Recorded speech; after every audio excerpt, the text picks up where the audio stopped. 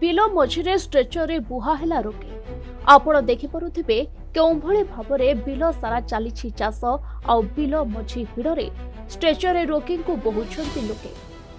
ଆଉ ଏହାର କାରଣ କ'ଣ ଜାଣିଛନ୍ତି? ରାସ୍ତା ନଥିବାରୁ ଆମ୍ବୁଲାନ୍ସ ପହଞ୍ଚି ପାରିଲା ନାହିଁ। ସ୍ୱାଧୀନତାର ଦୀର୍ଘ ବର୍ଷ ପରେ ମଧ୍ୟ ଓଡ଼ିଶାର ଗାଁରେ ଜୀବନ ବଞ୍ଚାଇବା ପାଇଁ ଲୋକଙ୍କୁ ଆଜି ବି ସଂଘର୍ଷ କରିବାକୁ ପଡୁଛି। ଏହି ଦୁର୍ଭାଗ୍ୟଜନକ ଚିତ୍ର ଦେଖିବା ପାଇଁ ମିଳିଛି ପୁରୀ ଜିଲ୍ଲା ଅସ୍ତରଙ୍ଗ ବ୍ଲକ ପାଟଳଦା ପଞ୍ଚାୟତର ମଠସାହି ଗାଁରେ।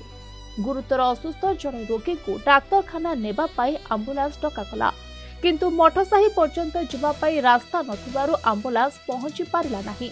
ଫଳରେ ଗ୍ରାମବାସୀ ଆମ୍ବୁଲାନ୍ସରୁ ଷ୍ଟ୍ରେଚର ଆଣି ବିଲ ମଝିରେ କାଦୁଅ ଦେଇ ରୋଗୀଙ୍କୁ ବୋହି ଆଣିଥିଲେ। बसंत कुमार दास सार तो रोड तो नहीं घर को मेडिकल भल मंद स्त्री डेलीवरी भल मंद टेका टेक नबाणिया कथा जदि मीडिया आपण तरफ जदि किसी आमको हाँ पहुँचे आप सुविधा टी पातु सरकार तो तरफ किसी साहय पिला हाँ ये साहय सरकार दौंती कि आम कि ना सरकार समय समान आम तो असमान हूँ ना आम तो रोड खंड ना पानी टोपा ना रोड खंड ना सार सब समिति जणिया सरपंच तहसिलदार टू लगे ब्लॉक टू लगे मुख्यमंत्री भी आम सार जाइए एवं रेकर्ड अच्छे आम कतरे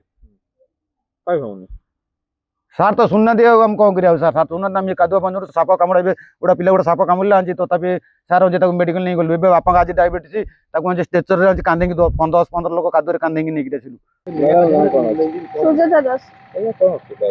असुविधा आम ठाकुर को सब प्रार्थना कर रास्ता दियो सरकार को भी आम प्रार्थना कर सरकार आमको एति अनुरोध करूँ आम गोटे रास्ता दिंतु आम भविष्य जहाँ पिला आगत भविष्य गोटे रास्ता निहा दरकार।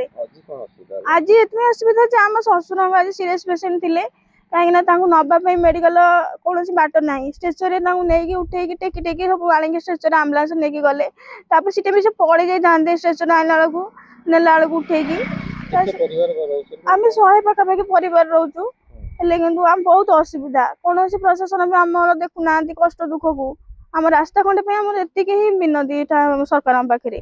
तेबे यह पछर कारण हेउछि स्थानीय लोकंको सीधा अभियोग ब्लॉक प्रशासन राजनीतिकरण करी एही समस्या को बुझु नाही। मठ साही को रास्ता दाबी नहीं गाँ लोके बारंबार पंचायत ठारू आरंभ करी ब्लॉक और जिलापाल ऑफिस पर्यंत जणाई सारियाणी, किंतु फाइल केवल टेबुल रे झुलुछि। दायित्व रे थिबा अधिकारीनिक खामख्याली मनोवृत्ति जोगु एभली समस्या। तेरे प्रश्न उठुछि लोकंको जीवन सह खेलुथिबा प्रशासन काहाको डरुछि? जदि रोगी को किछि होइथांता तेबे एहार दायित्व के नै थांता, नेता ना आउ के? प्रशासन कोन कोनोसी बड़ दुर्घटना परे ही आखि खोलिबो? ग्रामवासी चेतावनी तुरंत मठसाही को रास्ता निर्माण कराଯାଉ, नचेत आगामी दिन में अस्तरंग ब्लॉक ऑफिस घेराव कराଯିबो। ना कोन अछि मोना मीनाक्षी दास आज्ञा कोन असुविधा सारे आमर असुविधा ये रास्ता खंडे ना बोली आम बहुत परिस्थिति सम्मुखीन होचु।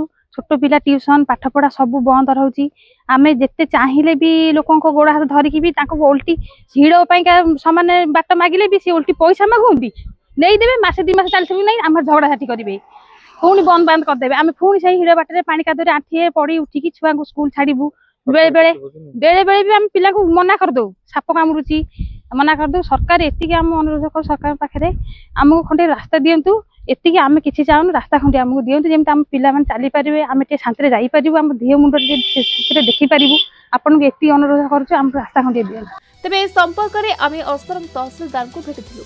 तहसिलदार कहिसंती निजे घटनास्थल को जाई अनुधान करिवे।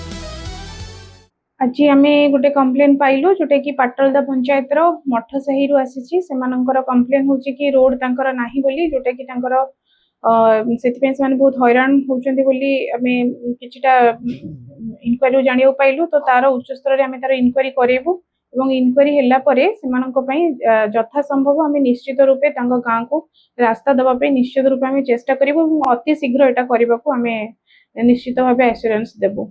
तेबे देखिबाकू बाकी रहिला केबे होछि रास्ता। अस्तरंगरू मानसी बेहरांक रिपोर्ट प्रतिदिन टीवी।